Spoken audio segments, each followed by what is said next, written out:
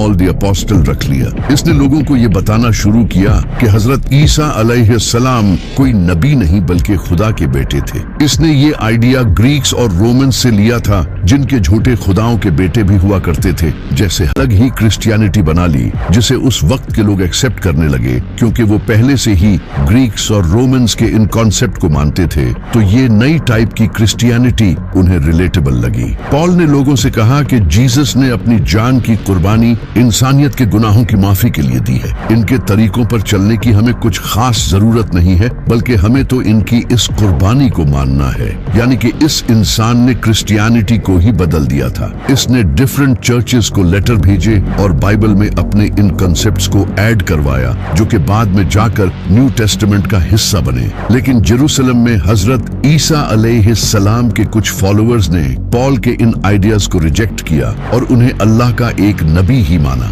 इन्हीं लोगों में से एक हजरत ईसा अलैहिस्सलाम के भाई भी थे, लेकिन इनकी इन बातों की तरफ लोगों ने ध्यान नहीं दिया और पॉल की इस नई क्रिश्चियनिटी को लोगों ने एक्सेप्ट करना शुरू कर दिया और ये लोगों में फेमस हो गई। इस वक्त तक बाइबल को एक बुक की शक्ल दे दी गई थी और इसे हजरत ईसा अलैहिस्सलाम की वफात के 40 से 80 साल बाद लिखा गया था और इसके 4 गॉस्पल्स थे, मार्क, मैथ्यू, लूक और जॉन। इन चारों गॉस्पल्स में हजरत ईसा अलैहिस्सलाम के बारे में एक दूसरे से डिफरेंट बातें लिखी थी और कई ऐसी बातें भी लिखी थी जो कि हजरत ईसा अलैहिस्सलाम ने कभी भी नहीं कही। हजरत ईसा अलैहिस्सलाम के मुझसे जैसे मुर्दों को जिंदा करना, परिंदों में रूह डालना, इन्हें अल्लाह का बेटा प्रूव करने के लिए दलील के तौर पर यूज किया जाने लगा, जबकि ये तो मुझसे उन्हें अल्लाह की तरफ से दिए गए थे। लेकिन उस वक्त कई पुरानी गॉस्पल्स भी मौजूद थी, जैसे कि gospel of Thomas, gospel of Barnabas, gospel of Hebrews.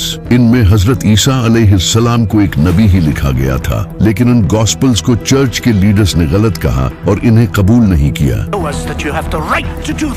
लेकिन अभी सारे क्रिश्चियन हजरत ईसा अलैहिस्सलाम को खुदा का बेटा नहीं मानते थे। फिर 4th सेंचुरी में Constantine the Great Roman Empire का बादशाह बना। इस वक्त इसकी पूरी एम्पायर पॉलिटिक्स, जंग और रिलीजन की वजह से आपस में ही डिवाइड हो चुकी थी। तो इसने अपनी पूरी एम्पायर को यूनाइट करने के लिए लोगों को आजादी दे दी कि वो अपने रिलीजन को ओपनली फॉलो कर सकते हैं। ये पहली बार हुआ था कि क्रिश्चियनिटी भी एक रिलीजन बन चुकी थी जिसे लोग आजादी से फॉलो कर सकते थे। इससे पहले लोग क्रिश्चियंस पर जुल्म करते थे और इनके रिलीजन के भी खिलाफ थे। इस वक्त क्रिश्चियनिटी के 2 फिरके थे, एक जो हजरत ईसा अलैहिस्सलाम को नबी मानते थे, दूसरे जो इन्हें खुदा का बेटा मानते थे। इन्हीं फिरके में से एक इंसान खड़ा हुआ जिसका नाम था एरियस, जो कि लोगों को बताने लगा कि हजरत ईसा अलैहिस्सलाम अल्लाह के नबी थे, न कि उनके बेटे। इनकी बातों को कई लोगों का सपोर्ट भी मिला, लेकिन उस वक्त के चर्च के लीडर्स ने इसकी सख्त मुखालफत की, जो कि हजरत ईसा अलैहिस्सलाम को खुदा का बेटा मानते थे। इससे पूरी एम्पायर में कॉन्फ्लिक्ट पैदा हुआ और लोग एक दूसरे की मुखालफत करने लगे। जब कॉन्स्टेंटीन को यह पता चला तो इसने इस इश्यू को फौरन हल करने का सोचा, क्योंकि इसने लोगों को यूनाइट करने के लिए ही तो रिलीजन फॉलो करने की आजादी दी थी, लेकिन अब तो और ज्यादा इश्यूज आने लग गए थे। तो कॉन्स्टेंटीन ने एक बड़ी काउंसिल बुलाई जिसमें 300 से भी ज्यादा प्रीस्ट आए। इन सब के दरमियान एक मीटिंग हुई, लेकिन इस मीटिंग में एरियस के इस आइडिया को लोगों ने रिजेक्ट कर दिया और हजरत ईसा अलैहिस्सलाम को खुदा का बेटा डिक्लेयर कर दिया। इसके बाद से जो भी हजरत ईसा अलैहिस्सलाम को खुदा का बेटा नहीं मानता था, उसकी बाइबल्स को जला दिया जाता था और उन्हें मार दिया जाता था।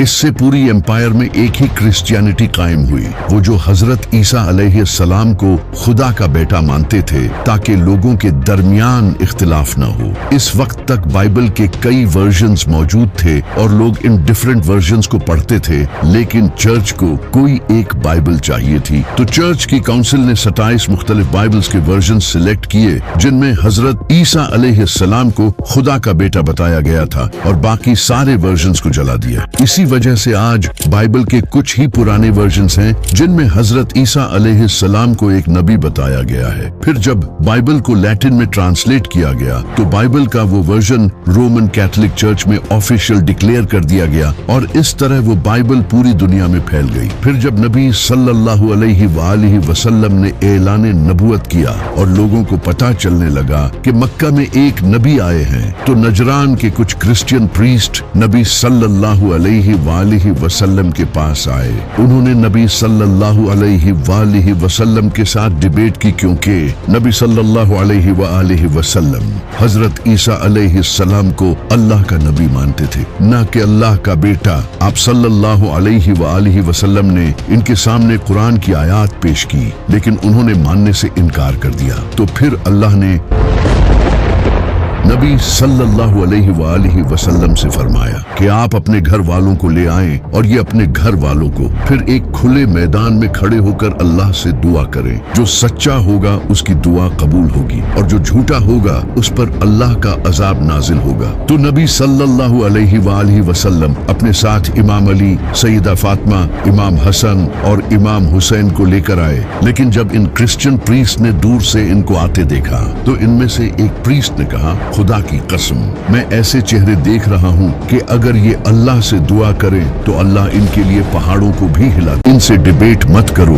वरना हम तबाह हो जाएंगे। तो उन्होंने नबी सल्लल्लाहु अलैहि वसल्लम के साथ डर के मारे एग्रीमेंट कर लिया। हजरत ईसा अलैहिस्सलाम को कत्ल करने की साजिश यहूदियों की सबसे बड़ी गलती थी, क्योंकि हजरत ईसा अलैहिस्सलाम यहूदियों के लिए आखिरी मौका थे। अल्लाह ने उन्हें खुले मुजज़ों के साथ इनके पास भेजा था ताकि वो हक को कबूल कर लें। ऐसे मुजज़े किसी भी नबी को नहीं दिए गए थे, लेकिन उन्होंने ईमान लाने की बजाय इनकार कर दिया। फिर अल्लाह ने उन पर एक के बाद एक अजाब नाजिल किया। जब अल्लाह ने हजरत ईसा अलैहिस्सलाम को आसमानों पर उठा लिया तो कुछ टाइम बाद यहूदियों ने रोमन एम्पायर के खिलाफ बगावत शुरू कर दी, क्योंकि यहूदी खुद हुकूमत हासिल करना चाहते थे। यहूदियों ने यरूशलेम में रोमन्स को हराकर आजादी हासिल कर ली। जब उस वक्त के रोमन बादशाह नीरो को ये खबर मिली तो उसने अपने बेटे टाइटस को एक फौज के साथ यरूशलेम भेजा। टाइटस ने यरूशलेम को सीज कर लिया और शहर को फतह कर लिया।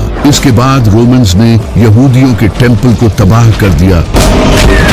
ये हजरत ईसा अलैहिस्सलाम ने पहले ही बता दिया था, जो आज भी बाइबल में लिखा है। जब टेम्पल तबाह कर दिया गया तो इसकी एक दीवार बाकी रह गई जो आज तक मौजूद है, जिसे यहूदी चूमते हैं। यही वो वेस्टर्न वॉल है। सिर्फ टेम्पल ही नहीं, रोमन्स ने 10 लाख से ज्यादा यहूदियों को कत्ल कर दिया। हजारों यहूदियों को गुलाम बना लिया गया और आखिरकार इन्हें यरूशलेम से निकाल दिया गया, जिसके बाद यहूदी दुनिया भर में बिखर गए। इस वक्त यहूदी अब भी रोमन एम्पायर के अंडर थे। फिर एक दिन रोमन बादशाह कॉन्स्टेंटाइन ने क्रिश्चियनिटी कबूल कर ली और क्रिश्चियनिटी को रोमन एम्पायर का ऑफिशियल मजहब बना दिया। इसके बाद रोमन्स ने यहूदियों को मारना शुरू कर दिया, क्योंकि वो इन्हें हजरत ईसा अलैहिस्सलाम का कातिल समझते थे। वो यहूदी और क्रिश्चियंस एक दूसरे के दुश्मन बन गए और ये दुश्मनी सदियों तक जारी रही। यहूदियों पर जुल्म होते रहे। फिर 15th सेंचुरी में कैथोलिक चर्च पूरे यूरोप का सबसे बड़ा चर्च बन गया और क्रिश्चियनिटी पूरे यूरोप में फैल गई। इसी वजह से स्पेन, इंग्लैंड, फ्रांस और जर्मनी जैसे कई कंट्रीज से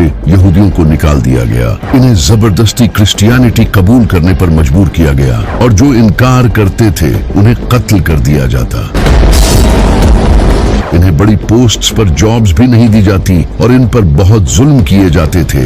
ये सब तकरीबन 1000 साल तक चलता रहा। फिर वर्ल्ड वॉर 2 हुई, जिसमें नाज़ियों ने लाखों यहूदियों को कत्ल किया। बहुत जुल्म हुआ। ये सब देखकर क्रिश्चियंस को यहूदियों पर तरस आने लगा और वो अपने चर्चेज में यहूदियों के हक में आवाज उठाने लगे।